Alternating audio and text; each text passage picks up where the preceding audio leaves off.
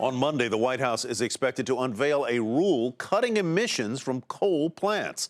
The regulation could have wide-ranging implications on companies and governments, and John Harwood joins us from Washington with more. John, what do we expect the administration to propose? What they're going to do, Tyler, is propose regulations using the authority that the Supreme Court has recognized to regulate carbon emissions under the Clean Air Act.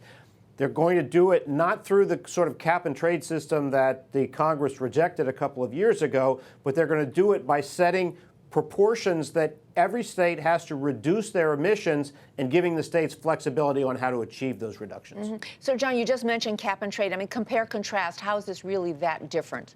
Well, the way that it could end up being similar, Susie, is that the method a state could choose to comply with these regulations could be a cap and trade system. Remember, we already have those systems in California and in several states in the Northeast. So there is precedent for that. And one of the things that we'll be watching is whether or not the one option for states will be to join one of those existing cap and trade systems. So Western states could join with California, for example. States in the Midwest and Northeast could join the ones that are already operating one. John, how much of a political firestorm will this create in this election year?